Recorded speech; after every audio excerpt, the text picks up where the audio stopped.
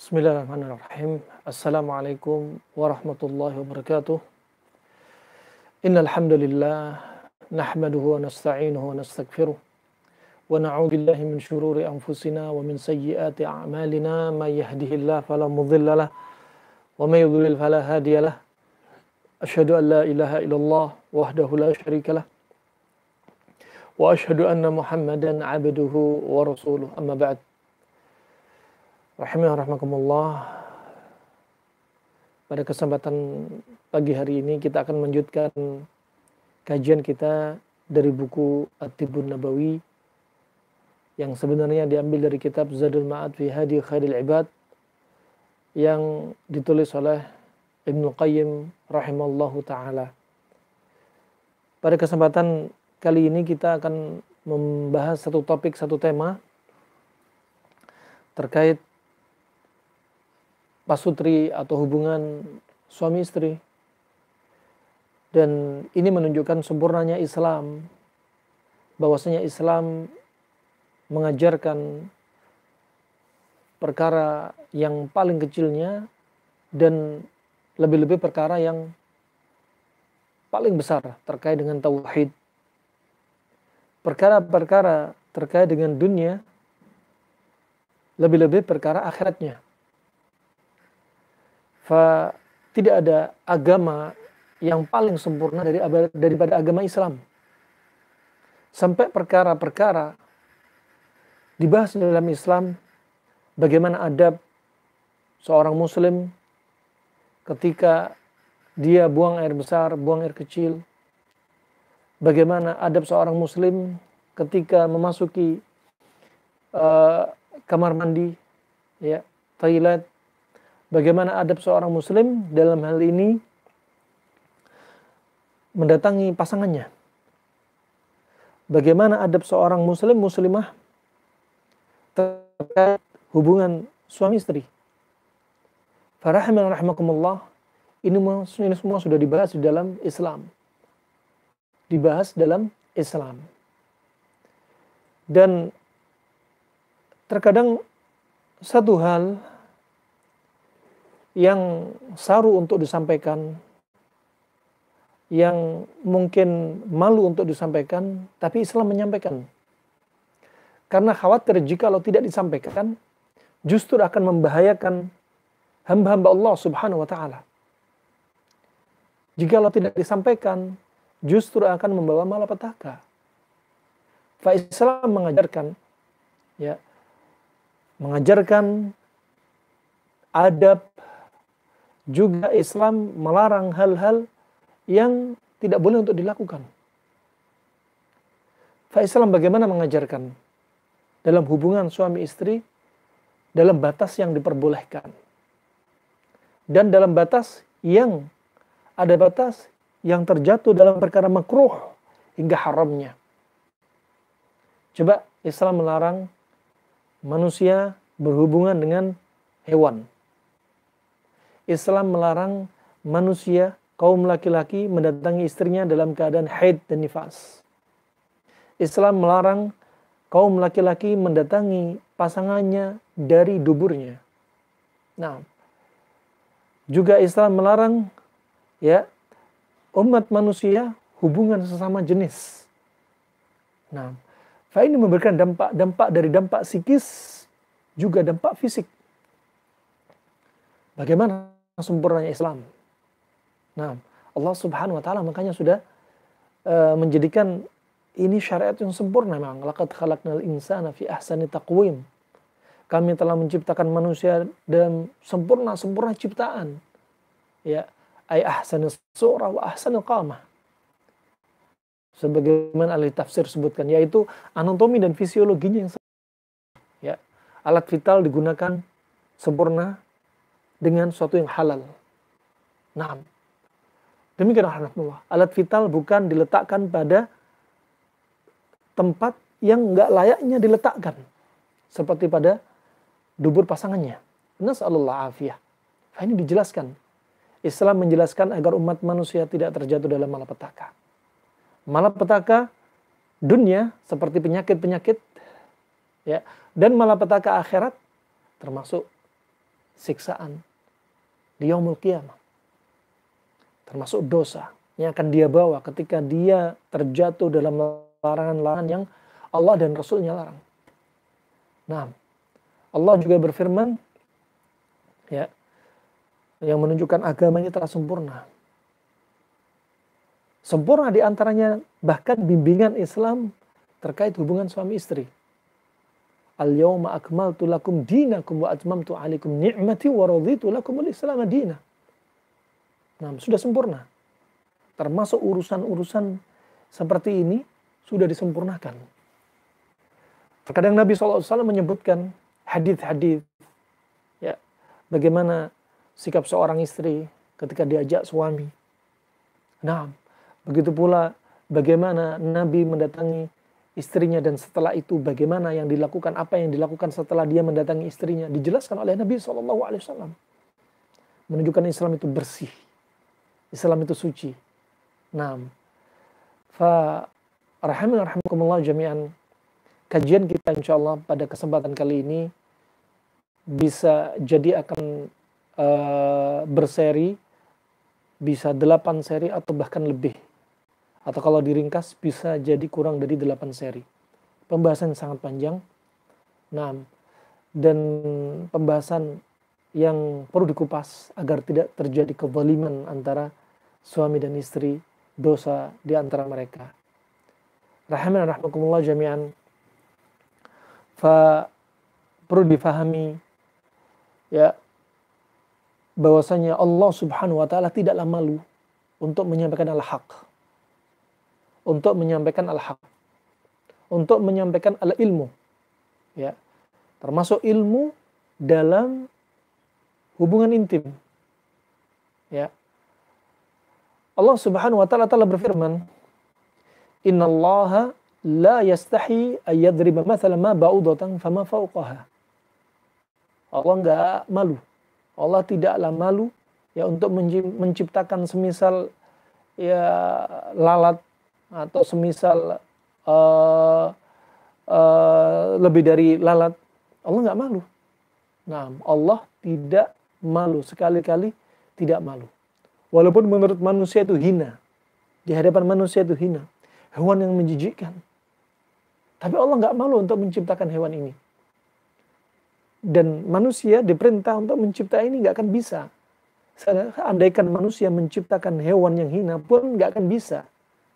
Dan Allah terang-terangan menciptakan lalat saja atau semisalnya, Allah nggak malu. Nah, yang menurut mereka suaranya itu sangat menjengkelkan, penampilannya menjijikkan, setelah hinggap di tempat najis, ya, Allah sebutkan Allah tidak malu menciptakan semacam ini. Ya, justru Allah menciptakan hewan semisal ini dan terang-terangan Allah tidak malu, justru menunjukkan hinanya manusia. Ya, lemahnya manusia, hewan yang hina saja tidak bisa diciptakan. Allah Subhanahu wa taala juga berfirman sebagaimana dalam surat Al-Ahzab ayat 53. Fayastahi minkum wallahu la yastahi minal haqq. Bahwasanya Allah Subhanahu wa taala tidaklah malu al-haq, untuk menyampaikan kebenaran. Allah tidaklah malu, sekali-kali tidak malu. Nah, berkata al-mufassir, ahli tafsir, yaitu Al-Baghawi, mengatakan ay la yatruku ta'dibakum wa bayan al-haq hayyan, yaitu Allah Subhanahu wa taala tidaklah meninggalkan, yaitu memberikan adab, ilmu kepada kalian dan menjelaskan al-haq, gak akan malu-malu. Nah, fa ini rahimakumullah jami'an. Juga Nabi SAW pernah bersabda, innallaha la yastahi minal haqq, la ta'tun nisaa fi adbarihin. Hadis riwayat Imam Ahmad. Juga riwayat Imam Tirmidzi dan Ibnu Majah. Tatkala ada seorang wanita Ansariyah, wanita dari kalangan Ansar, yang dia ini datang kepada Nabi SAW tatkala minta fatwa kepada Nabi SAW. Ketika suami dia, ya, minta, yaitu mendatangi istrinya, ya, minta mendatangi istrinya dari arah belakang, tapi yang didatangi adalah kemaluannya. Ya. Jadi wanita ini tanya, khawatir permintaan suami ini menjerumuskan mereka berdua ke dalam dosa.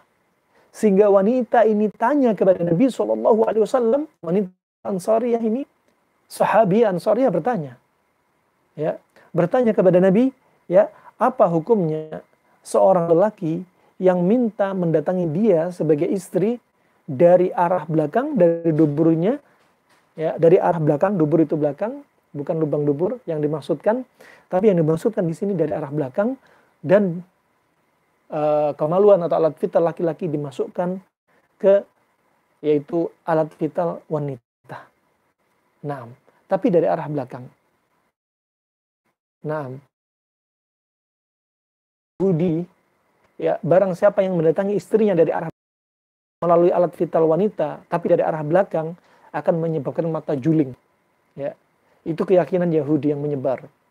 Ya. Dan khawatir wanita ini terjerumus mungkin dosa, sekaligus mungkin apa yang diyakini dari yang menyebar dari berita-berita Yahudi ini khawatir terjadi betulan. Makanya tanya kepada Nabi SAW, dan Nabi menjawab. Kemudian Nabi menyampaikan hadis ini, ya, innallaha la yastahi minal haq la ta'tun nisa fi adbarihinna. Riwayat Imam Ahmad. Ya. Kata Nabi SAW, Allah tidaklah malu dari perkara al-haq. Ya. Tidaklah malu dari perkara al-haq. Janganlah mendatangi wanita dari lubang duburnya. Ya. Janganlah mendatangi wanita dari lubang duburnya. Janganlah kalian, itu para sahabat, berbicara kepada para sahabat dan sahabiyah, ya. Janganlah kalian kaum laki-laki mendatangi istri-istri kalian atau istri kalian dari lubang duburnya.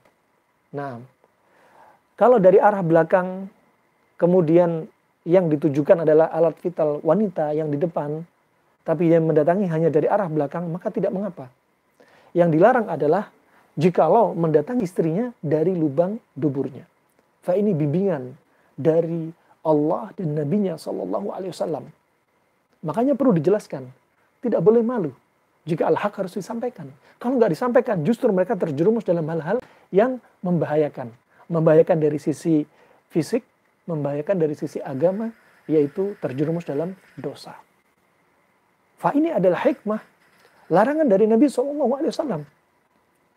Kalau dilihat, ya, dubur bukanlah tempat untuk hubungan suami istri.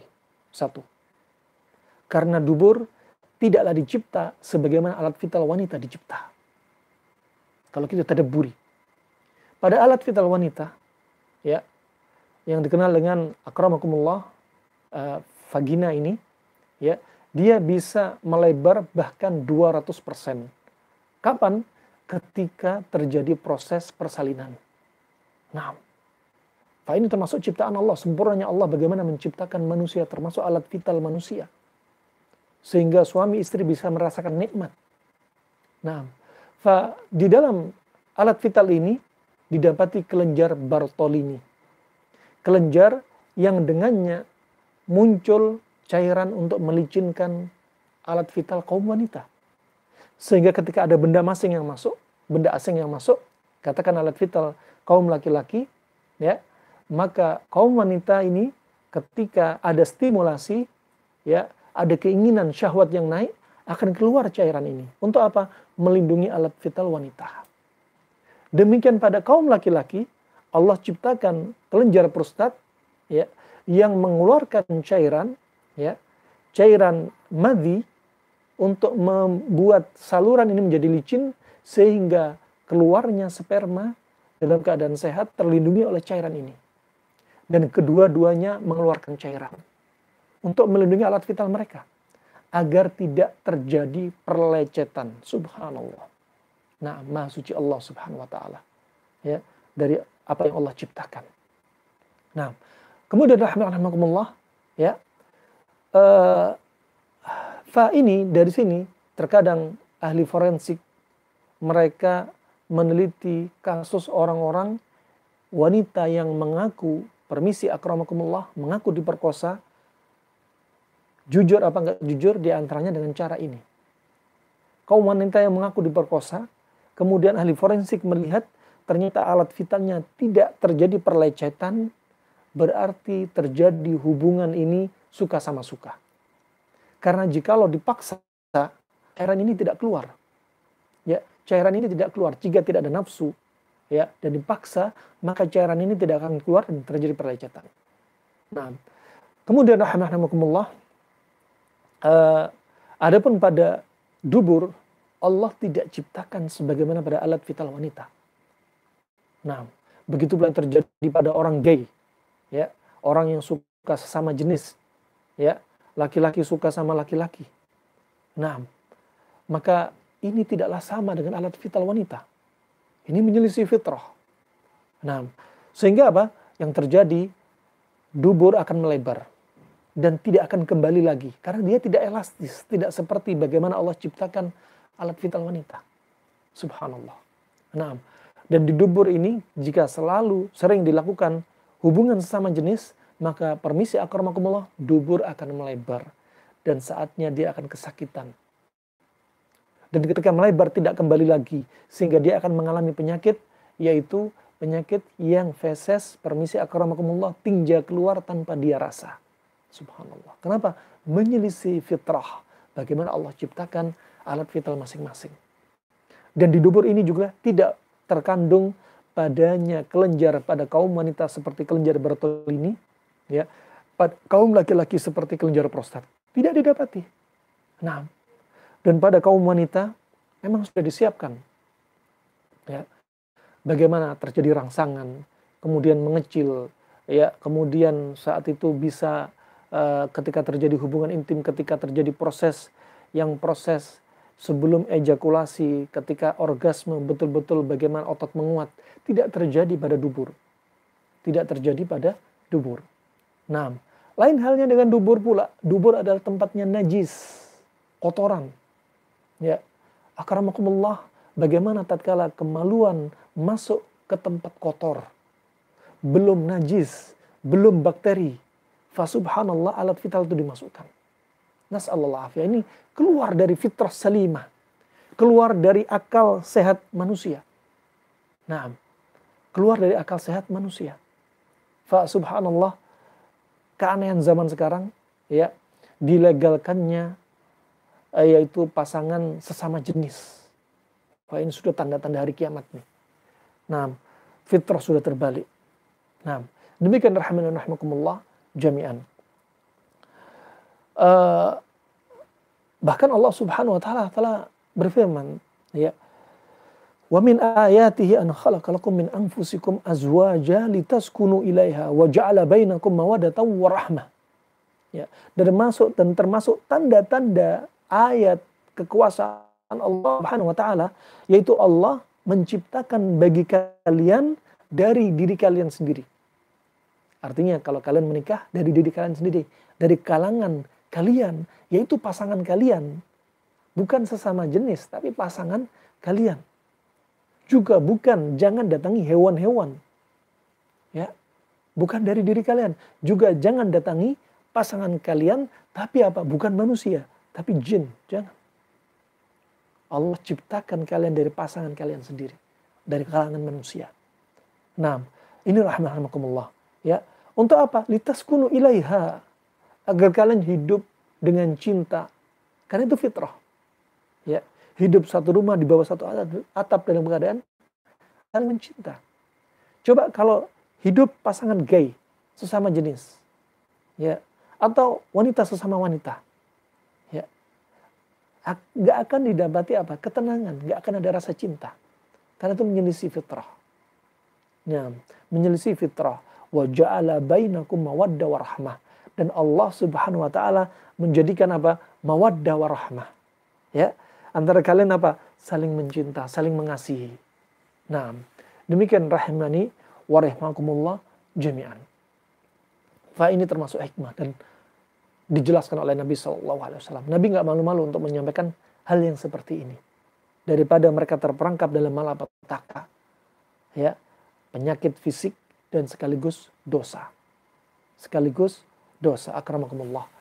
Fa ini rahimakumullah, muqaddimah dari pembahasan kitab ini. Muqaddimah dari pembahasan kitab ini bahwasanya apa? Kita bahas, kita sampaikan, dan inilah ilmu.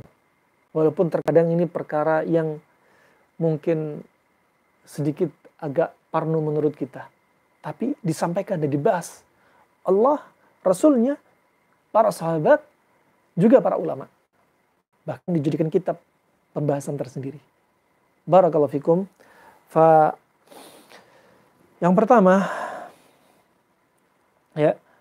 pertama Ibnu Qayyim rahimahullahu ta'ala berkata, faslun, bab, wa ammal jima'u wal bahu fakana hadiyuhu fihi akmal hadi.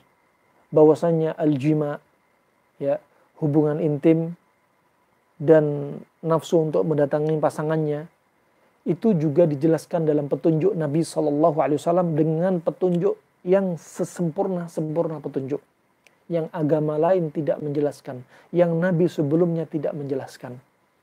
Karena Nabi sebagai penutup para Nabi, Nabi Muhammad sebagai penutup para Nabi menjelaskan yang menunjukkan syariat ini sudah sempurna. Sebagaimana firman Allah, al-yawma akmaltu lakum dinakum. Dan dengan hubungan intim ini, suami istri ini, yahfadhu bihi as-sihhah, untuk menjaga kesehatan. Wa tatimmu bihi al-laddah wa sururu an-nafsi. Dengan hubungan intim ini, sempurnalah rasa lezat dan kesenangan, kebahagiaan yang ada di jiwa ini. Nah, makanya penting. Jangan sampai kaum istri bertanya atau menuntut sang suami. Ya suamiku, setiap hari kamu minta ini terus. Ya, setiap hari kamu minta dilayanin terus di atas ranjang. Memangnya nggak ada yang lainnya? Memangnya menikah hanya untuk ini? Jangan sampai. Ya. Kenapa? Kaum lelaki, jika mereka tidak dilayanin, ya, mereka akan menumpuk atau bahkan menjadi emosi dalam diri mereka. Kenapa? Karena syahwat. Ya, bahkan disebutkan Ibnu Qayyim rahimahullah, jika seseorang syahwatnya tidak terlampiaskan, dan syahwat manusia beda-beda. Ya, satu laki-laki dan laki-laki yang lain beda-beda. Ada yang mereka hiper, ada yang mereka tengah-tengah, ada yang mereka frigid. Mereka nggak punya syahwat. Nah, mereka nggak punya syahwat. Maka kaum wanita harus paham, ya, ketika suaminya tipenya seperti tipe yang hyper, dia harus bisa meladenin. Kenapa? Karena jika tidak terlampiaskan akan menjadi fitnah bagi dia. Ya, akan menjadi fitnah bagi dia. Akan menjadi fitnah. Bahkan Ibnu Qayyim menyebutkan bahwa sperma itu sifatnya adalah panas. Jika dia seorang yang hyper dan dia produksinya berlebihan, ya, dan dia tidak ada tempat untuk melampiaskan karena ditolak oleh pasangannya, sedangkan pasangannya hanya satu, ya, akan menimbulkan malapetaka dan bahaya. Di antaranya, kata Ibnu Qayyim rahimahullah, bisa menimbulkan was-was, ya, bahkan bisa menimbulkan junun, kegilaan. Kenapa? Karena sifat panas yang menumpuk, yang mendidih bagi diri dia. Ya, makanya jangan sampai istri menolak ajakan suami kecuali karena udzur syar'i, karena haid nifas, karena dia sakit dan yang semisalnya. Dan ini adalah jihadnya kaum wanita. Jihadnya kaum wanita bukan di medan perang, tapi jihadnya kaum wanita di rumahnya.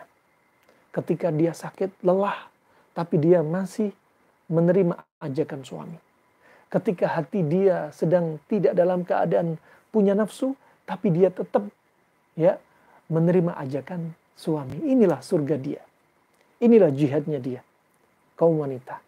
Fa ini rahimani wa rahimakumullah jami'an. Fa kebanyakannya kaum lelaki mengajak pasangan hidupnya untuk layanan di ranjangnya, kebanyakannya ada di malam hari. Ya, makanya jangan sampai kaum wanita menolak ajakan kaum suami di malam hari. Ya, kalau dia menolak, apa yang terjadi? Ya, al-malaikah yal'an imra'ah az-zawjah, ya, hatta tatla' asy-syams. Ya, para malaikat melaknat kaum wanita dari dia menolak sampai pagi harinya. Ini menunjukkan apa? Seringnya terjadi di malam hari. Nah, kenapa terjadi di malam hari?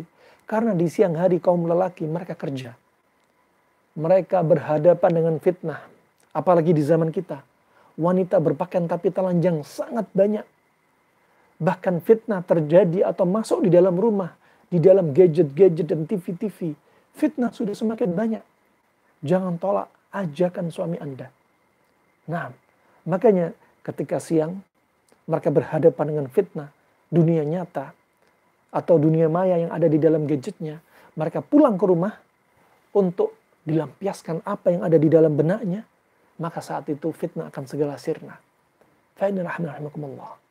Ya, maka termasuk dosa besar tatkala seorang istri menolak ajakan suami, dosa besar.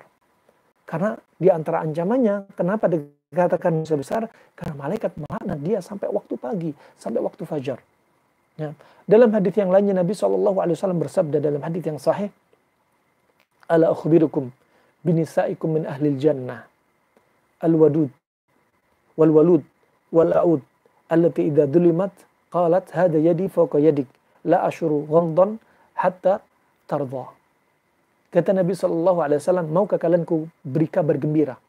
Ya, maukah kalian ku beri kabar gembira dari istri-istri kalian yang akan menjadi penghuni surga? Ciri-cirinya siapa? Yang pertama, al-wadud. Seorang istri yang sayang sama suami. Ya. Makanya istri jangan sering ucapkan atau keluarkan dari ucapan lisan Anda kata-kata yang menyakitkan hati suami. Jangan. Ya. Apalagi ketika hubungan intim sedang terjadi, Anda mengucapkan ucapan yang tidak bagus, tidak mesra, hilang hasrat suami. Ya, sayangi suami Anda. Sayangi suami Anda, karena itu ladang surga bagi Anda. Nabi sudah mengingatkan kepada seorang wanita sahabi yang baru menikah, wa jannatuki wa naruki. Dia suami kamu bisa jadi neraka, bisa jadi surga bagi kamu. Fa al-wadud, cintailah suami Anda. Ya, lemah lembutlah dengan suami. Lemah lembut dengan ucapan, lemah lembut dengan tindakan. Nah, kemudian al-walud. Jadilah istri, ya, istri yang banyak anak dari suami Anda. Ya, karena Nabi bangga dengan umatnya yang sangat banyak anaknya. Ya, fa inni mukathirun bikumul umam. Nabi berbangga membanggakan yaitu orang-orang yang banyak anaknya. Nah, fa ini jangan sampai ada ucapan yang tersebar di media maya seperti apa? Child free. Nikah nggak ingin punya anak. Nah, ini ucapan-ucapan orang kafir yang masuk dalam mindset orang-orang muslim. Nah, kemudian yang ketiga, ciri-ciri wanita istri penghuni surga, al-aud. Al-aud siapa al-aud? Yaitu istri yang bisa mendatangkan manfaat kepada suaminya. Ketika diajak diranjang, dia nggak menolak. Nah, dia nggak menolak. Makanya wanita ketika diajak diranjang, dia siap kapan aja. Walaupun dia nggak mood, ya, tapi dia memasrahkan untuk suaminya, bisa didatengin. Ya, apalagi kalau dia mengkondisikan dirinya, walaupun dia nggak minat, nggak hasrat, tapi demi suami, ini ibadah, jadi semangat. Jadi bisa mengimbangi kemauan sang suami. Nah, lain halnya dengan orang yang pasrah saja, tapi nggak bisa mengimbangi sang suami. Nah, maka kesenangan yang didapati pada suami tidak sama dengan kesenangan tatkala si istri bisa mengimbangi kesenangan suaminya. Ya, jadikan ini apa? Karena Allah Subhanahu wa taala. Ladang sedekah juga ladang pahala. Nah, fa inna fi bud'i ahadikum sadaqah. Karena pada yaitu kemaluan-kemaluan istri kalian ada padanya sedekah. Ini konteksnya laki-laki bicara ya ketika mendatangi istrinya termasuk sedekah. Nah, fa ini rahmani wa rahimakumullah jami'an. Lain halnya dengan kaum pria. Kaum pria kalau tidak ada hasrat, dia nggak akan bisa mendatangi pasangannya. Kalau dia nggak mood, nggak akan bisa mendatangi pasangannya. Dan demikian tabiatnya Allah ciptakan wanita. setiap saat dia bisa didatangi walaupun dia nggak mood, tapi Allah ciptakan alat vitalnya memang siap didatangi kapan saja. Nah, berbeda dengan laki-laki, ya. Untuk mendatangi pasangannya harus ada syahwat yang menggerakkan dirinya. Barakallahu fikum. Fa ini rahimani wa rahimakumullah jami'an. Kemudian jenis ciri-ciri wanita penghuni surga yang keempat, ciri-cirinya adalah allati idza dzulimat qalat hadza yadi fawqa yadik la ashuru ghamtan hatta tarda. Ya. Jika wanita ini didolimi oleh suaminya, ya, wanita ini berkata, ya, ini tanganku ada pada tangan kamu. Ya, silakan kau apakan diriku. Aku tidak bisa rasakan kantuk, tidak bisa tidur sampai engkau ridho dengan diriku. Ya subhanallah. Fa ini rahimani wa rahimakumullah jami'an. Perlu disadari, ya, tentang hal ini. Penting bagi kaum wanita untuk bisa mengkondisikan dirinya kapan bisa didatangi suaminya, kapan saja, dengan segala kondisi. Nah, fa ini jihadnya mereka. Jihadnya mereka. Jangan sampai katakan memangnya tujuan nikah hanya untuk hubungan intim. Nah, bahkan Nabi sudah bersabda, ya, Nabi sudah mengingatkan, ya, tazawwaju, ya, nikahlah kalian, ya. Bagi siapa mereka? Bagi mereka apa? Man istata'a minkumul ba'a falyatazawwaj. Barang siapa di antara kalian sudah punya kemampuan untuk bisa mendatangi lawan jenisnya, maka cepat nikah. Ya, menunjukkan apa? Bahwasanya mendatangi pasangan itu di antara tujuan inti dari nikah. Nah, salah satu dari tujuan nikah. Dan ini adalah tujuan terbesar. Nah, barakallahu fikum. Fa ini rahmani wa rahimakumullah jami'an. Kemudian kata Ibnu Qayyim rahimahullah, wa yahsulu bihi maqasiduhu allati wudi'a li ajliha. Dan dengan hubungan intim ini didapatilah maksud-maksud yang dengannya diinginkan dengan hubungan intim. Ya. Di antara hubungan intim nanti akan disebutkan 3 tujuan utama hubungan intim. Nah, fa innal jima' wudi'a fi al-asl li thalathati umurin hiya maqasiduhu al-asliyah. Karena jima' hubungan intim ini, ya, itu yang dimaukan adalah 3 hal utama, 3 hal yang pondasi. Ini tiganya yang pondasi. Yang lain masih banyak, tapi 3 pondasi dari niat tujuan hubungan intim ini yang terpenting. Yang pertama adalah hifdzun nasl. Hifdzun nasl wa dawamun naw' ila an tatakamala al-'uddah allati qaddara Allah buruzaha ila hadzal 'alam. Ya. Tujuan yang pertama adalah hifdzun nasl, menjaga turunan. Ya, menjaga turunan. Nah, makanya kebiasaan orang-orang Arab, ya, mereka itu menikah kadang gak jauh dari kabilahnya. Nah, makanya Allah berfirman, وَجَعَلْنَا قَبَائِلَ لِتَعَارَفُوا بَيْنَكُمْ. Dan kami jadikan kalian itu bersuku-suku. Biar apa? Mudah mengenal. Ya, mudah mengenal itu kelebihannya kabilah, suku, nah, atau fam. Nah, ini apa? Menjaga an-nasl, menjaga turunan itu penting. Makanya menjaga turunan itu yang baik. Jangan sampai, ya, seperti zina. Ya, kasus zina ini nggak termasuk menjaga turunan. Ya, kenapa? Karena ketika zina, nasabnya anak yang dilahirkan dari hasil zina tidaklah dinasabkan kepada bapak dari perzinahan, tapi nasabnya kembali kepada ibu. Kemudian si anak tidak mendapat waris dari bapak zina. Nas'alullah afiyah. Nas'alullah al-afiyah. Maka nasabnya tidak dianggap. Maka ini termasuk perbuatan zina, tidak menjaga nasab turunan. Nah, makanya Islam sangat melarang dari perbuatan zina, bahkan apa? Wala taqrabuz zina. Mendekati zina aja dilarang. Apalagi terjatuh dalam perzinahan. Termasuk mendekati zina, zina mata.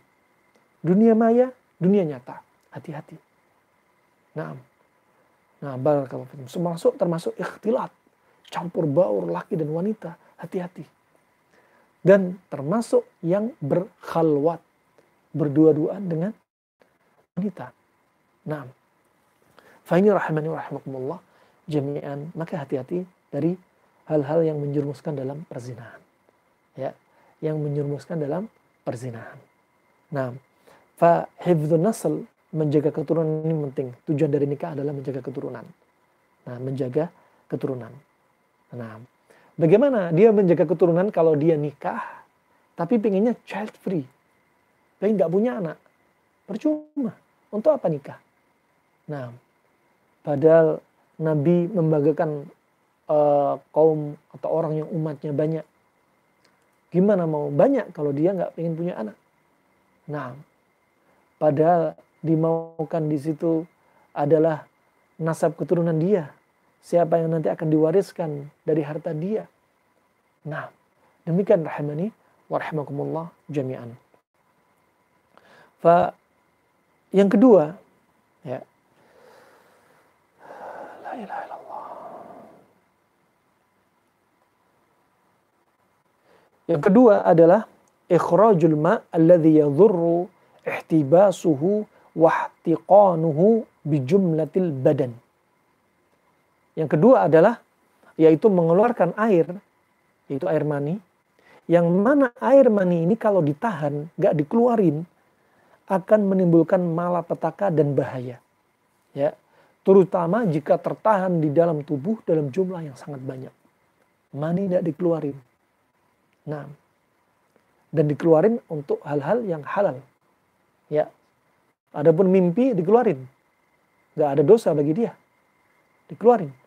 Nah, dan dikeluarin juga dalam keadaan sadar, itu pada pasangannya. Bukan perkara yang haram seperti onani. Bukan perkara haram seperti zina. Bukan perkara haram seperti mendatangi lawan jenis yang gak halal. Bukan perkara haram ya lawan jenis dari hewan. Bukan perkara haram ya sesama jenis. Bukan. Nah, karena hakikatnya semua ini akan menimbulkan apa? Keluarnya mani, tapi dia akan menimbulkan tekanan batin dosa dalam dirinya. Dia tahu kalau itu dosa. Nah, dan bahkan bisa menjadi dosa besar. Maka tidak ada kepuasan dalam diri dia. Demikian rahimani wa rahimakumullah jami'an. Orang yang menyebabkan maninya tertahan atau tidak hubungan intim, baik tidak hubungan intim karena dia gak nikah-nikah, mengakhirkan nikahnya, baik tidak hubungan intim karena dia jauh dari istrinya sehingga lama gak hubungan intim. Nah, baik gak hubungan intim karena istrinya gak pernah mau dengan ajakan suaminya. Ini akan membahayakan sang suami. Nah, bahkan akan menyebabkan tadakhum fil prostat. Akan menyebabkan pembengkakan pada prostat. Benign prostat hypertrophy. Ya. Akan menjadi prostat itu bengkak. Makanya kalau kita menyelisih syariat akan ada dampak fisik. Akan ada dampak fisik. Sehingga bisa menyebabkan prostat coba. Nah, terlalu sering berlebihan prostat bengkak. Ya. Nah, enggak sama sekali atau terlalu lama enggak dipakai prostat juga bengkak. Nas'alullah al-afiyah. Fa ini rahimani wa rahimakumullah jami'an. Makanya Nabi bersabda wa fi bud'i ahadikum sadaqah dalam riwayat Imam Muslim. Nah, bahwasanya pada kemaluan istri kalian ada padanya sedekah, yaitu ketika kalian berjima hubungan intim dengan pasangan kalian, itu ada padanya sedekah. Nah, ada padanya sedekah, ya. Dan kata Imam Nawawi rahimahullah, ini dalil, ya. Dalil bahwasanya perkara yang mubah, perkara yang boleh, itu berubah menjadi perkara ketaatan kepada Allah Subhanahu wa ta'ala. Karena apa? Karena niat. Ya, kita mendatangi pasangan hidup kita yang halal, itu mubah. Tetapi kita ingin sedekah, ya, ingin menjinakkan syahwat kita, menambah ketaatan kita kepada Allah. Jadi apa? Nilai taat ibadah kepada Allah Subhanahu wa ta'ala. Bahkan termasuk apa? Niat sedekah. Ya. Fa al-jima' ini menjadi nilai ibadah, ya. Menjadi nilai ibadah jika diniatkan apa? qada'u, yaitu untuk melampiaskan apa? Syahwat pada tempat yang halal, ya, juga sekaligus untuk menunaikan hak pasangan suami istri. Bukan hanya laki saja yang minta dilayani istri, tapi terkadang istri juga minta agar dilayani sang suami. Nah, kalau suami, ya, dia tidak ingin mendatangi istri karena ingin menyiksa syahwatnya istri, dia nggak mau mendatangi istrinya, ini sudah suatu keboliman. Karena istri punya hak untuk dilayani oleh suami juga. Sebagaimana suami minta, istri juga minta untuk dilayani. Ya, al-aks bil aks, ya. Al-aks bil aks. Nah, dan berhubungan dengan istri tentunya apa? Dengan ma'ruf, dengan baik, yang mana Allah Subhanahu wa taala memerintahkan kaum laki-laki untuk demikian, ya. Untuk mendatangi yaitu pasangannya dengan yang ma'ruf, ya. Dan dengan hubungan intim ini diantaranya untuk apa? I'faf nafsihi, untuk menjaga kehormatan dirinya. Demikian si istri. Bahkan terkadang ada wanita yang syahwatnya sangat kuat. Kalau istrinya lemah, ya, maka kecewa nih wanita. Bahkan terkadang mereka minta cerai gara-gara si suami tidak bisa meladeni sang istri. Dan sah-sah saja. Nah, jika terpaksa demikian, terjadi demikian. Nah, fa ini rahmani wa rahmakumullah jami'an. Maka untuk menjaga mereka berdua, yaitu kehormatan mereka berdua. Dari apa? Dari melihat yang haram, dari fitnah seorang wanita kepada laki-laki yang lain, sebaliknya laki-laki kepada wanita yang lain, ya, agar tidak terjatuh dalam fitnah. Nah, tidak terjatuh dalam fitnah. Dan ini adalah yang dimaksudkan adalah maqasid salihah, ya, maqasid salihah. Sebagaimana dikatakan seorang salaf, dia mengatakan, ya, atqan nas, ya, aqwan nas fil firash wa atqahum, ya. Seorang manusia yang paling kuat di ranjang, ya, wa atqar rijal, dan laki-laki yang paling aqwa rijal, laki-laki yang paling kuat di ranjang adalah atqahum, adalah laki-laki yang paling bisa menundukkan pandangannya. Demikian pula wanita, ya, laki-laki yang bisa menundukkan pandangan dari wanita-wanita di dunia nyata, dari wanita-wanita yang berpakaian tapi telanjang, ataupun wanita-wanita yang nampak di dunia maya, maka dia adalah orang yang paling kuat di atas ranjang. Karena bagi dia nggak ada yang halal untuk dilihat kecuali istrinya yang halal. Nah, sebaliknya wanita juga demikian. Jangan lihat laki-laki yang lain terfitnah dengan laki-laki yang lain. Apalagi yang kerja di kantor, sehingga dia sudah tidak nafsu dengan suaminya sendiri. Nah, maka kalau Anda ingin menjadi laki-laki yang kuat, ya, bukan semata-mata Anda minum obat penguat, obat perangsang, tapi tundukkan mata Anda. Ya, tundukkan mata Anda. Nah, sebagaimana disebutkan ketika seorang lelaki minta fatwa kepada seorang syekh, ya syekh, ya, kenapa saya sekarang sudah lemah, nggak punya hasrat dengan istri saya? Ya, ada apa dengan istri kamu? Apakah istri kamu sering bertengkar denganmu? Enggak ya syekh, dia istri yang baik. Apakah istri kamu tidak melayani kamu di atas ranjang? Enggak ya syekh, dia melayani baik sekali di ranjang. Apakah istri kamu terlalu banyak tuntutan? Enggak ya syekh, dia istri yang qanaah, menerima apa adanya. Apakah istrimu kurang cantik? Enggak ya syekh, istri saya sudah cantik. Kemudian syekh menanyakan satu pertanyaan yang dengan pertanyaan ini laki-laki ini enggak bisa menjawab dan menundukkannya. Apakah kamu suka dengan al-mandhar al-khali'ah? Apakah kamu suka dengan pemandangan-pemandangan, yaitu film-film yang porno, gambar-gambar yang porno? Laki-laki ini nggak bisa jawab. Karena pertanyaan ini betul-betul sudah terjadi pada laki-laki ini. Gara-gara dia melihat sesuatu yang haram, dia sudah gak ada hasrat dengan istrinya. Nas'allahu al-afiyah. Nah, maka hakikatnya untuk menjaga kekuatan, ya, seorang laki-laki, Anda sebagai suami untuk mendatangi istri Anda, jaga mata kita. jaga ketakwaan kita kepada Allah Subhanahu wa taala. Nah, fa ini rahimani wa rahimakumullah jami'an. Ya, penyebab yang muncul ya dari impoten, dari ejakulasi dini, ya, dari frigid dengan pasangannya yang halal. Kenapa?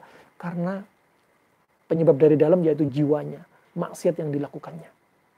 Ya, termasuk sering onani. Orang yang sering onani, termasuk onani ketika perjakanya, ya, kemudian ketika menikah akan timbul masalah-masalah yang seperti ini. Akan timbul masalah-masalah seperti ini. Ejakulasi dini, impotensi atau frigid, nggak punya nafsu dengan pasangannya yang halal. Perbuatan maksiat akan menggiring kepada dia lemah syahwat. Nah, adapun faktor dari luar bisa jadi karena dia terlalu lelah. Ya, bisa jadi karena dia kurang asupan makanan untuk menambah kekuatan dia yang sifat panas dari makanan. Bisa jadi karena makanan yang dia makan menyebabkan pengentalan dalam darah sehingga darah tidak mengalir dengan deras ke alat vital sehingga tidak bisa memberikan dampak kekuatan. Bisa jadi karena ginjal dia yang lemah, pengapian ginjal yang lemah sehingga tidak bisa memberikan dorongan pembuluh darah ke alat vital. Bisa jadi karena psikis ada masalah. Banyak faktor. Nah, demikian rahmani wa rahimakumullah jami'an. Dan Nabi SAW ya, mendatangi pasangan hidupnya atau hubungan intim itu ada padanya pahala, ya. Tatkala ditanya, ya Rasulullah, ayati ahana syahwatahu wa yakunu fiha ajr, ya. Apakah salah seorang dari kami mendatangi syahwatnya untuk kepada istrinya, itu ada padanya pahala. Nah, barakallahu fikum. Fa ini rahmani wa rahimakumullah jami'an. Fa ikhrajul ma alladhi yadurru ihtibasuhu wa ihtiqanuhu bi jumlatil badan. Ini yang kedua. Inti dari hubungan intim. Yang pertama tadi menjaga turunan. Yang kedua adalah yaitu mengeluarkan air mani yang kalau ditahan nggak dikeluarin akan menimbulkan bahaya dan menyebabkan yaitu efek samping pada tubuh. Sebagaimana disebutkan Ibnu Qayyim rahimahullah, ya, bahwasannya mengeluarkan mani itu adalah termasuk salah satu sebab dari sebab-sebab terjaganya kesehatan. Ya, qala Jalinus, berkata Jalinus, ya. Jalinus ini adalah dia adalah seorang dokter dari Yunan, ya, sekitar dari masa 129 sampai 216 Masehi, yang mana dia ini termasuk dokter yang mahir di Yunan, ya, yang dia mempunyai banyak ilmu, ya, termasuk ilmu tasyrih, yaitu ilmu operasi, sudah dia miliki, sudah dia bekali. Juga ilmu tentang fisiologi manusia, ya, anatomi fisiologi manusia dia juga sudah kuasai. Juga dia punya ilmu tentang penyakit. Dia bahkan juga sudah mengilmui tentang ilmu jihaz al-asabi, sistem persarafan. Masya Allah. Nah, sudah ada di zaman mereka. Dan dia juga mengilmui ilmu al-falsafah al-mantiq. Ya. Makanya ilmu falsafah itu sebenarnya banyak diambil dari Yunan. Ya. Banyak diambil dari Yunan. Berkata Jalinus, kata Ibnu Qayyim rahimahullah, ya, al-ghalib ala jauharil mani an-naru wal hawa. Bahwasanya mayoritas dari komposisi unsur dari mani atau sperma itu adalah an-nar wal hawa, yaitu api dan hawa, udara. Api dan udara. Wa mizajuhu harun ratbun. Dan sifatnya mani adalah panas lembab. Panas lembab. Nah, ini sifatnya mani. Ya. Makanya li'anna kaunuhu minad dam as-safi alladhi taqtadhi bihi al-a'dha al-asliyah. Kenapa? Karena mani itu, ya, tersusun dari darah yang bersih. Ini pembahasan mereka dari darah yang bersih, ya. Yang mana dia ini ngambil nutrisinya dari organ-organ asal. Dari organ-organ asal. Wa idza thabata fadlul mani, ya. Dan di situ mani punya keutamaan. Fa'lam annahu la yang bagi ikhraju illa fi talabin nasl. Ketahuilah, mani itu jangan dikeluarkan kecuali hanya untuk tujuan apa? Tujuan untuk diinginkan darinya yaitu turunan. Diinginkan darinya turunan. Ya. Kita pengen anak dan cucu kita. Nah, ini dikeluarkan mani tujuannya seperti itu. Ya, makanya sebenarnya Nabi SAW mengajarkan satu doa dalam hadis yang sahih. Allahumma inni a'udzubika min syarri sam'i wa syarri basari wa min syarri nafsi wa min syarri qalbi wa min syarri mani. Ini doa yang diajarkan Nabi SAW. Allahumma inni a'udzubika min syarri sam'i wa min syarri basari wa min syarri nafsi wa min syarri qalbi wa min syarri mani. Ya. Doanya sangat indah, ya. Ya Allah, ya, aku berlindung kepadamu ya Allah dari jeleknya pendengaran, dari kejelekan pandangan, dari kejelekan jiwa, dari kejelekan hati, dan dari kejelekan mani. Ya, mani yang jelek, kalau mani itu dibuang-buang untuk perkara yang haram, ya, dibuang-buang untuk perkara onani, perkara zina, ya, perkara-perkara yang diharamkan oleh Allah Subhanahu wa taala. Atau mani yang jelek dari sisi fisik seperti apa? Maninya itu punya 2 ekor. Ya, sehingga geraknya dia nggak cepat. Atau maninya lemah untuk bergerak. Atau maninya cacat. Atau maninya terlalu sedikit. Ya, dia viskositasnya terlalu rendah, terlalu encer. Jumlahnya kurang dari 20 juta. Ya, sehingga dengan perantara jumlah yang sedikit ini nggak jadi punya anak, ya, melalui sebab dengan mani yang sedikit. Nah, ini doa yang diajarkan Nabi SAW dalam hadis yang sahih. Nah, fa ini rahmani rahimakumullah, ya, au ikhrajul muhtakin minhu, penting untuk dikeluarin apa yang ditahan ini, ya, dari mani ini harus dikeluarin, ya, harus dikeluarin.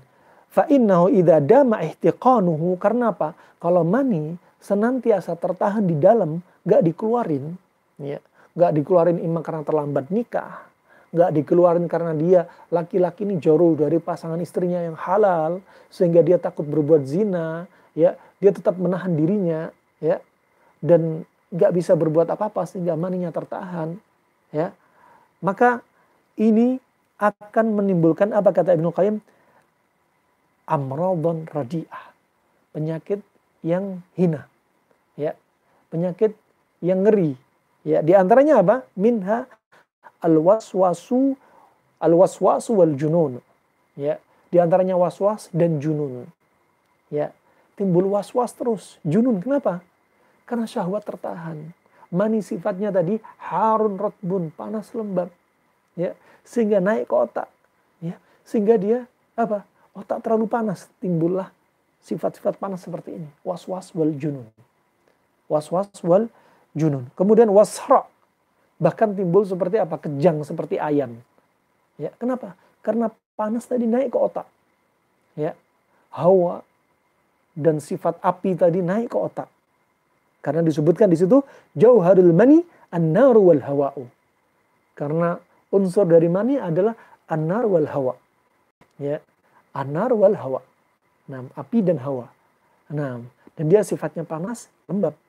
Jika tertahan, maka panas, lembab, dan api dan hawa akan menumpuk di kepala dan akan menimbulkan sara, ya, ayan. Nah, ini pembahasan yang unik sekali. Kemudian akan menimbulkan apa? Juga menimbulkan penyakit yang selainnya. Selainnya seperti apa? Pembesaran prostat, ya, seperti pembesaran prostat. Nah, dan bisa jadi saluran tempat jalannya sperma tadi mengering dan mengecil karena lama nggak dipakai. Ya, lama nggak dipakai. Juga efek yang berikutnya yaitu akan terjadi apa? kaifiyatun summiyatun tujibu amradun radi'ah. Ya, akan menyebabkan sperma tadi menyebabkan pembentukan racun. Ya, pembentukan racun sehingga menimbulkan penyakit. Makanya kalau ada yang mimpi itu alhamdulillah. Itu obatnya. Fa'uhu at-tabi'atu bil ihtilam. Kalau mimpi itu alhamdulillah. Yang masalah kalau nggak mimpi dan itu tertahan. Nah, dan saluran nanti akan tersumbat, mengecil dan tersumbat. Ini sudah dibahas dalam kedokteran klasik Arab. Wansaddat majariha. Tersumbat saluran spermanya tadi. Kaum wanita juga demikian. Ya, kalau lama dia nggak nikah, makanya wanita cepat nikah. Kalau laki-laki mengakhirkan nikah, masih mungkin lebih mending. Dari sisi apa? Dari sisi bahaya yang ditimbulkan dari mengakhirkan pernikahan dan mengakhirkan hubungan itu. Tapi kalau wanita diakhirkan, pertama dia lebih sulit dapat pasangan. Karena jarang laki-laki yang menginginkan pasangannya di atas umur 30 misalkan. Ya, makanya menikah, segera menikah. Ya, jangan ditunda-tunda. Wahai orang tua, jangan larang anak Anda, putri Anda yang ingin segera menikah. Jangan dilarang. Apalagi kalau ada laki-laki yang saleh ingin melamar putri Anda. Jangan dilarang. Nah, apalagi sebagaimana disebutkan oleh kedokteran modern, ya, orang yang wanita yang mengakhirkan nikah akan menyebabkan tuba falopinya sempit, ya, sehingga perlu ditiup. Nah, fanasalul afiyah, maka bisa jadi resiko mandul dan lain sebagainya. Nah, yang ovarium mengering dan lain sebagainya. Maka ini sangat mempengaruhi kesehatan jiwa dia, fisik dia, nah juga terkait dengan ketaatan dia kepada Allah Subhanahu wa taala. Dan yang terakhir akan menyebabkan apa? Taqallus dzakaruh. Ya, permisi akramakumullah, akan menyebabkan kemaluan alat vital laki-laki menyusut. Kenapa? Karena jarang dipakai. Nah, kalau jarang dipakai akan menimbulkan penyusutan. Kenapa? Karena peredaran darah yang ngalir ke alat vital tersebut sudah berkurang. Karena peredaran darah inilah yang memberikan nutrisi, oksigen, ya, sehatnya dari alat vital. Nah, barakallahu fikum. Insya Allah ini saja yang bisa kami sampaikan pada pertemuan kita kali ini. Pertemuan berikutnya insya Allah akan kita lanjutkan pada seri kedua. Ya, tidak lupa admin kajian Majelis Taklim Al-Fath, guys, catat ya, Zadul Ma'ad fi Hadi Khairil Ibad sekarang pada halaman 236. Ya, untuk kita lanjutkan pada halaman 237. Nah, agar tidak lupa, karena kajian ini akan berseri menjadi 8 seri kalau dalam kajian yang panjang, atau bahkan bisa lebih dari 8 seri. Nah, insya Allah itu saja yang kami sampaikan. Jika ada pertanyaan, dipersilahkan. Barakallahu fikum.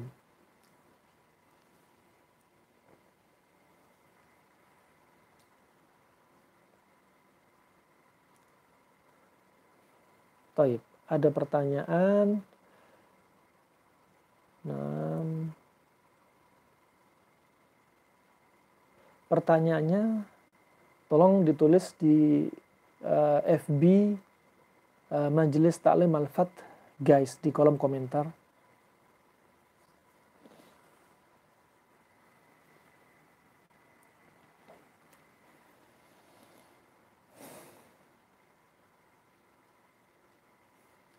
Taib, pertanyaan, Masya Allah panjang. Ustadz, apabila seorang istri dalam melakukan kewajiban melayani suami tanpa hasrat, hanya menggugurkan kewajiban saja, apakah berdosa? Tidak mengapa. Tidak mengapa. Yang penting penuhi jawaban suami walaupun Anda tidak berhasrat. Nah, dan minta udzur kepada suami. Nah, dan seperti permisi akramakumullah, orgasme palsu hanya untuk menyenangkan suami tidak mengapa. Bukan berarti dusta. Kenapa? Itu untuk menambah romantis pasangan suami istri. Kenapa? Kalau si suami mendatangi istri nggak punya hasrat, ia begitu saja pasrah di atas ranjang, ya, kadang kepuasan yang didapati sang suami kurang, ya. Kalau Anda berpura-pura, ya, yang mana pura-pura ini pura-pura yang diperbolehkan untuk menyenangkan pasangannya, tidak mengapa, insya Allah. Seperti orgasme palsu, padahal dia enggak, ya, dan enggak perlu sampaikan kepada suami kalau dia pura-pura, karena termasuk apa? Amalan ibadah. Nah, seperti disebutkan, ya, boleh bohong untuk memperbaiki hubungan suami istri. Contohnya atau ketika istri masak, padahal masakannya asin, kemudian suami berbohong, oh enggak, ini enak kok. Nah, itu tidak mengapa dan diperbolehkan dalam syariat. Wallahu a'lam. Kemudian, karena memang betul-betul tidak ada gairah sama sekali, lalu apabila itu diakibatkan dosa, bagaimana cara mentaubatinya? Karena istri sudah betul-betul melupakan masa lalu dan menjalankan kehidupan sebagai ibu dan istri. Banyak bertobat kepada Allah Subhanahu wa taala dan berharap apa? Kepada Allah, ya, dosa Anda dihapuskan. Dan ingat, Allah mengampuni taubat orang yang taubatnya nasuha. Anda move on, sudah lepaskan semua memori jika Anda pernah melakukan dosa sebelum Anda menikah, ya, sudah lepaskan. Nah, si istri sudah berdoa agar ada rasa cinta pada suami, lalu hanya mengharap bahagia di surga saja. Nah, banyak berdoa. Dan ingat, jaga pandangan mata Anda. Hilangkan semua memori-memori buruk Anda. Dan Anda move on dari masa lalu, Anda hidup dengan suami Anda yang sekarang. Ya, jangan pikirkan laki-laki yang sebelumnya. Nas'alullah al-afiyah. Taib, ada pertanyaan berikutnya?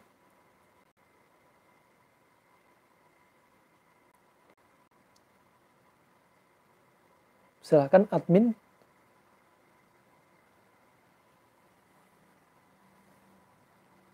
Masih ada sekitar 10 menit insya Allah, tidak mengapa dengan tanya jawab. Taib, pertanyaannya tolong di ini lagi, satu-satu pertanyaan saja.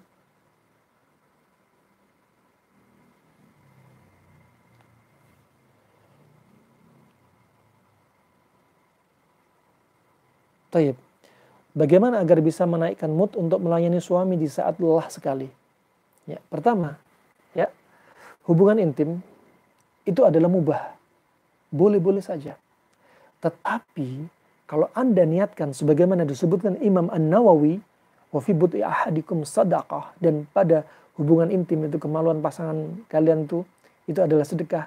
Dengan hadis ini perkara boleh akan menjadi pahala. Ya. Nah, ini niatkan pertama kali. Kalau Anda nggak punya mood, ya, sedang tidak muncul mood, tetapi pasangan Anda, suami Anda ingin minta dilayanin, ya, ingat Anda sedang ibadah. Ya, ini adalah ladang pahala bagi Anda, jangan dilalaikan. Anda mengharap wajah Allah, bukan mengharap wajah suami, mengharap wajah Allah dengan Anda melayani si suami Anda. Ya, pertama, untuk mendatangkan mood, ya, yang tadinya dingin, kemudian ingin mendapatkan mood, dan akan kita bahas dalam pertemuan berikutnya, ya, jangan langsung hubungan intim, ya, lakukan foreplay. Bahkan ulama, ya, seperti Asyuyuti, Imam An-Nawawi, Ibnu Qayyim rahimahullah mengatakan sunnahnya foreplay. Adapun yang lainnya mengatakan tidak ada dalil sunnahnya foreplay. Alhasil dalam foreplay itu ada hikmah, bermain-main dulu dengan pasangannya. Ya, misalkan kalau Anda nggak mood, ya, minta kepada suami Anda agar suami Anda, ya, melakukan misalkan massage, pemijitan kepada Anda, ya, untuk bermain-main, bermesra-mesraan dahulu. Nah, itu untuk mengubah mood Anda. Yang tadinya nggak mood akan menjadi mood. Tapi ingat, lakukan karena Allah Subhanahu wa ta'ala. Nah, lakukan ini karena Allah Subhanahu wa ta'ala. Dan ingat, mood kadang hilang karena apa? Karena maksiat.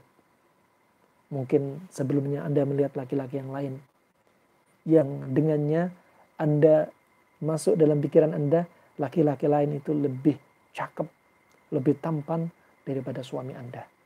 Ya, dibanding-bandingkan suami. Jangan sampai. Ya, makanya kebiasaan di Arab, ya, rumah-rumah itu jarang sekali jendelanya yang lebar. Kenapa? Agar si istri terjaga di rumah.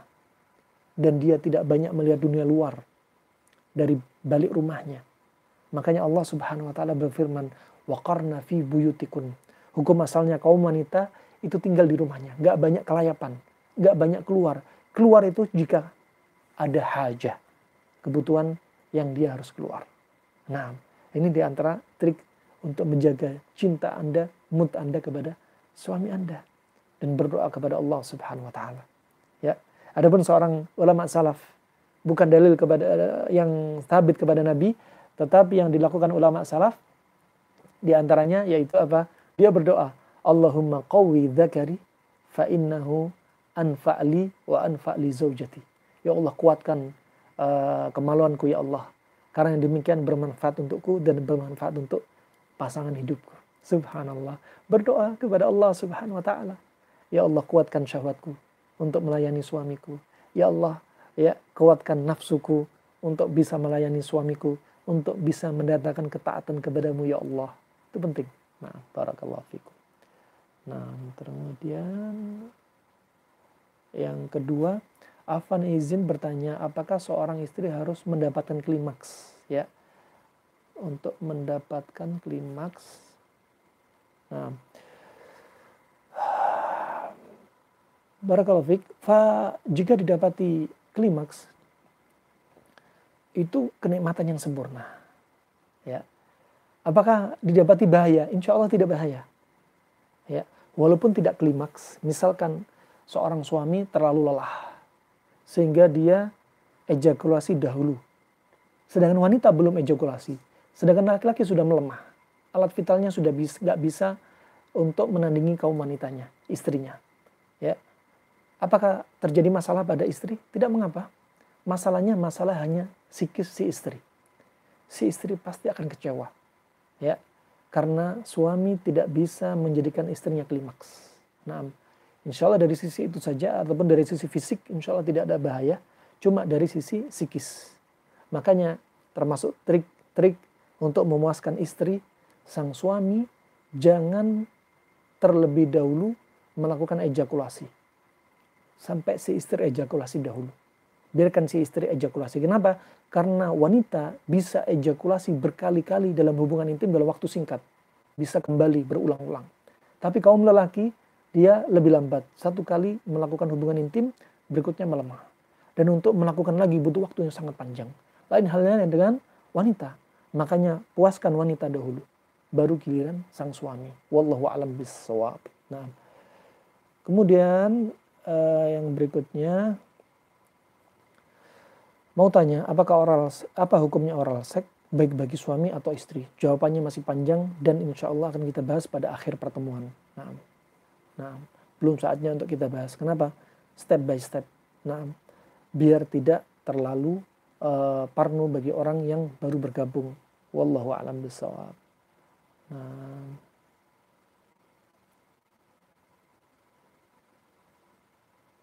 pertanyaannya hanya 4 pertanyaan. Itu saja dari pertemuan kita kali ini. Ya, sekali lagi harap dimaklumi jika ada kesalahan dari ucapan lisan saya. Ya, jika ada benarnya dari Allah semata. Sekali lagi, kajian ini disampaikan untuk apa? Menyampaikan al-haq, ya. Untuk menyampaikan al-haq. Nah, oleh karena itu apa? Tidak perlu malu. Ada satu pertanyaan dari Abu Kaisya Fauzan, Pak Fauzan Cisau Mengaji, ya, dari Muhammad Andi Maulana, ya, dari link YouTube Cisau Mengaji. Assalamualaikum Ustadz, bismillah. Afan, jika istri sudah menopause, bagaimana istri melayani suami? Tidak mengapa, ya. Layani suami Anda dalam keadaan Anda sudah menopause, tidak masalah, ya, tidak masalah. Nah, dan biasanya kalau wanita menopause, syahwatnya mulai berkurang, ya, syahwatnya mulai berkurang. Maka di antara siasatnya, atur pola makan Anda untuk menambah syahwat Anda. Makanan yang sifatnya panas-panas, memanaskan ginjal Anda, wahai kaum wanita yang menopause. Nah, pola makan panas dingin di antaranya untuk menormalkan hormon Anda. Nah, untuk menormalkan hormon Anda. Layani suami Anda walaupun Anda menopause, tidak mengapa. Nah, dengan sebaik-baik layanan. Dengan sebaik-baik layanan.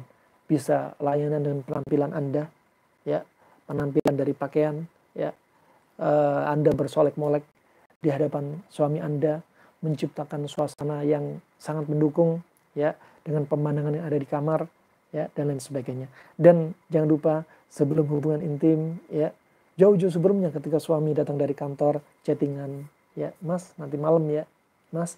Karena ini apa? Untuk membangun mindset, ya, diperindah walaupun menopause masih bisa tetap hubungan intim dengan sang suami.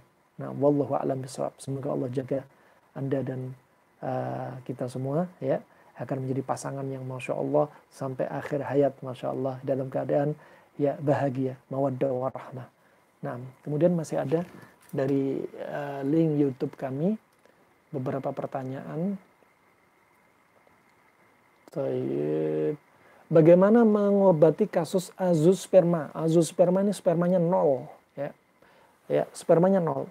Dalam ilmu kedokteran modern disebutkan bahwasanya seorang suami, ya, tentunya ini sebab saja, hanya sebab. Semua mutlak izin Allah. Seorang suami bisa mendatangi istrinya dan dikatakan subur kalau jumlah sperma minimalnya 20 juta. Minimalnya 20 juta. Kurang dari itu, dia tidak bisa. Ini teori kedokteran modern. Adapun semuanya adalah hanya atas izin Allah Subhanahu wa taala. Hanya atas izin Allah Subhanahu wa taala. Juga bisa jadi kadang didapati 0 sperma. Ya. Penyebabnya macam-macam. Penyebab fisik bisa jadi karena apa? Bisa jadi karena tempat produksi spermanya yang bermasalah, kesehatannya. Dan kesehatan yang tempat produksi ini terkait dengan apa? Terkait dengan pola makan. Kenapa? Karena kembali kepada hormon pituitari untuk kesuburan. Ya, baik kaum laki-laki ataupun wanita. Nah, kaum laki-laki atau wanita. Maka perbaiki pola makan. Ya, satu, perbaiki pola makan. Kedua, ambil herbalnya untuk menambah sperma. Seperti apa? Date Slolan, ya, atau fukhta dalam bahasa Arab. Fukhta yaitu serbuk kurma, ini yang sering kita pakai. Bisa juga ditambahi kayu manis, ya, dan lain sebagainya, ya, banyak sekali resep-resepnya. Nah, pola makan ini penting nomor 1, tapi pola makan. Barakallahu fikum. Juga bisa karena dia kerja di tempat yang berradiasi, jadi bisa membunuh sperma. Ya, juga bisa jadi karena ada masalah di tulang punggung dia yang tergencet. Ya, yang terjadi apa? Penekanan pada saraf nukleus pulposus. Vertebrae dengan vertebrae ada nukleus pulposus yang kebetulan di tempat saraf yang mensarafi alat vital, ya, dan terkait peredaran darah untuk melancarkan peredaran darah yang ada di alat vital, dan kesuburan dari produksi sperma di situ akan jadi masalah kesuburan juga. Nah, adapun sebab non fisik diantaranya bisa jadi karena sihir, ya. Biasanya ada tanda-tanda, sering dia dimimpikan dengan mimpi-mimpi yang menunjukkan ini sihir, ya. Nah, wallahu a'lam bishawab. Kemudian ada hadis yang menyebutkan bahwa suami tidak boleh berhenti jima sebelum istri puas. Apakah hadis ini sahih? Nanti kita lalui, ya. Ini kita lalui hadis-hadisnya. Ada hadis yang sahih, ada yang tidak sahih. Insyaallah kita lewati insyaallah. Nah, kemudian ada pertanyaan yang berikutnya. Afwan, jika istri sudah menopause? Nah, sudah dijawab melalui Abu Kaisyah, Pak Fauzan. Baik, insyaallah pertanyaan itu saja. Semoga bermanfaat, ya, untuk Islam wal muslimin, ya. Semoga insyaallah ada muncul pertanyaan lagi nih. Kita jawab dulu aja, nggak apa-apa. Bismillah, assalamualaikum Ustaz. Izin bertanya, apakah berolahraga sepeda dapat memenuhi kesuburan pada suami atau istri? Nih, kayaknya ibu-ibu ini, ya, suaminya suka goes nih kayaknya. Nah, barakallahu fik, goes nggak usah terlalu lama, maksimalnya cuma 1 jam. Kalau jadi rutinitas, ya. Kalau hanya sekali-kali it's okay. Tapi kalau rutinitas berjam-jam olahraga sampai jauh, justru nggak sehat, ya. Posisi duduknya dia yang menekan, ya, skrotum, ya, yang kemudian bahkan mengakibatkan ada terjadi varises di sekitar peredaran darah sekitar alat vital, maka ini membahayakan. Maka akan membahayakan. Dan sperma ini punya hawa panas, ada batasannya. Jika olahraga terlalu lama, terutama goes yang terkait dengan gerakan kaki dan ada di atas sadel, ini skrotumnya, kaum laki-laki, ya. Jika panasnya berlebihan, apalagi dia pakai celana ketat yang panas, maka panasnya ini bisa membunuh sel sperma. Makanya berhati-hati. Makanya Ibnu Qayyim mengatakan olahraga itu jangan terlalu ekstrem kanan, juga jangan ekstrem kiri. Ekstrem kanan berlebihan, seperti yang nafsu untuk membesarkan otot, ya. Seperti olahraga yang memforsir waktu berlebihan. Ini ekstrem kanan. Ekstrem kiri, orang nggak olahraga sama sekali. Nah, makanya kata Ibnu Qayyim, standarnya olahraga interval cukup sampai membuat kulit warna kemerahan. Cukup sudah. Kulit warna merah sudah selesai. Ini kata Ibnu Qayyim, bukan dari hadis Nabi SAW. Menunjukkan apa? Kalau kulit sudah warna merah, berarti peredaran darah sudah lancar, selesai. Nah, selesai. Sehingga kita nggak habis-habis waktu untuk olahraga. Nah, hobi-hobi cuma ada batasannya. Asy'al mubah idza jawaza haddahu ghalaba ila diddih. Perkara mubah jika melewati batas yang dimubahkan bisa menjadi hukum sebaliknya, itu makruh atau haram. Olahraga berlebihan berjam-jam tiap hari, Masya Allah, melalaikan waktu sholat. Oh, ini bisa berubah jadi boleh menjadi makruh atau haram. Nah, itu insya Allah ya. Sekali lagi semoga bermanfaat ya untuk Anda semua, untuk kita semua ya. Semoga Allah jadikan kita umatnya Nabi Muhammad yang dibanggakan oleh Nabi Muhammad dengan umat yang banyak keturunan. Nah, itu saja ya. Harap dimaklumi jika ada kesalahannya, jika ada benarnya dari Allah semata. Semoga Allah sembuhkan orang-orang yang sakit di antara kita, ya COVID-nya atau bukan COVID-nya. Semoga Allah jadikan kita orang-orang yang aman di negeri kita sendiri. Semoga Allah berikan taufik dan hidayah kepada pemimpin kita.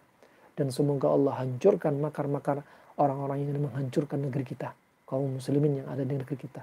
Amin ya rabbal alamin. Wabillahi taufiq wal hidayah. Subhanakallahumma bihamdik asyhadu an la ilaha illa anta astaghfiruka wa atubu ilaik. Wassalamualaikum warahmatullahi wabarakatuh.